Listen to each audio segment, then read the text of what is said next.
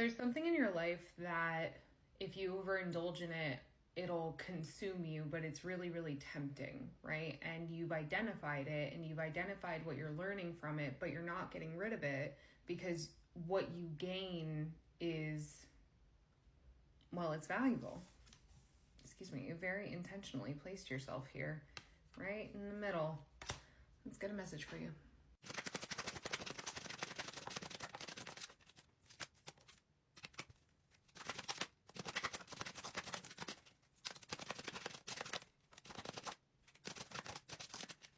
So take note of how many cards came out face down. We're going to take a look at them together. I've got that came out face up.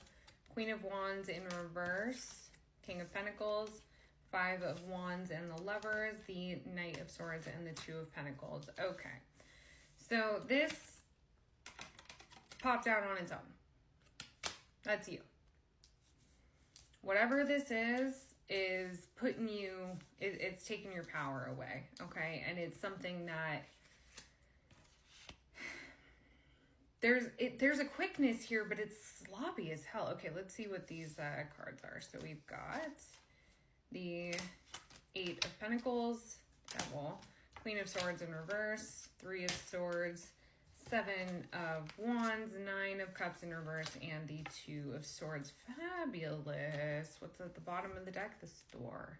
The Star. She doesn't lose her power, really, too easily. I think that what happens is, well, I mean, I think that this is a trigger, right? There's something that comes up that you're like, I don't know how I feel about that.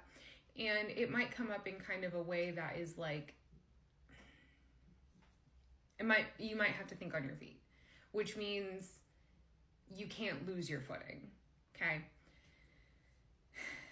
Whatever it is, it puts you in a defensive place. I do think that this is obviously involving another person, and it does make you second guess things because there's this illusion, and I am stating illusion, okay? Because to me, this is a situation wherein you haven't had a moment to think, and you maybe are not regulated in this situation, so you're not thinking to take that moment to think. So it appears as if we've got some shattering of, the fantasy. This is a working out of like a karma within the dynamic of your relationship. Now we're going to take the Star. We've got the Eight of Wands under the Star. So there is,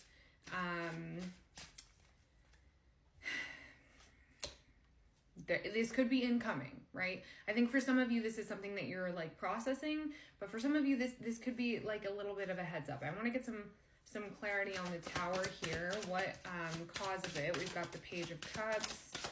Quite a few cards popping out on their face. So it really is indicating to me that this is something I'm hearing has gone long unsaid.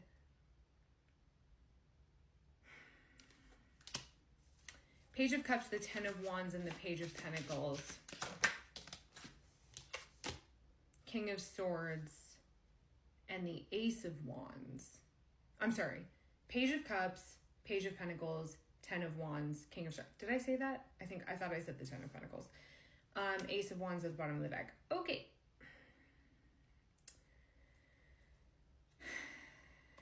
Five of Swords when I split. So I just feel like, somebody makes an assumption off of very little information. Like, that's what this is giving. It's giving like, I got a hunch a little bit, and it's really weighing on me, and kind of making a decision, regarding the communication of this hunch. And maybe they got this hunch a while ago, or maybe you got this hunch a while ago, right? Like, I'm not entirely clear, but it's spoken, and like the Strength card is making me feel like this was a while ago. I do see that you're able to work it through, especially with the Star here. this really is working out. Okay, so 5 of Pentacles, 5 of Swords, and the Empress popping out here. Okay. Yeah, this is definitely working out like a karmic wound or a karmic lesson within the context, within the dynamic of, you know, whoever this other person is, right? Whoever, you know, it could be a romantic partner or it could be someone in your family, whatever it is. It's like you or the other person expresses something and it seems like things are falling apart, but really what's happening is it's a strengthening of the bond. Thank you, Spirit. It's a strengthening of the bond. Outcome is clearly positive, okay? 3 of Pentacles, Knight of Cups, Death, and the 8 of Cups with the 6 of Swords. So again, it's like, you know, I'm hearing some things are better left unsaid. So if this hasn't happened yet and you are holding on to a suspicion, let this be your heads up that, like, don't even worry about it.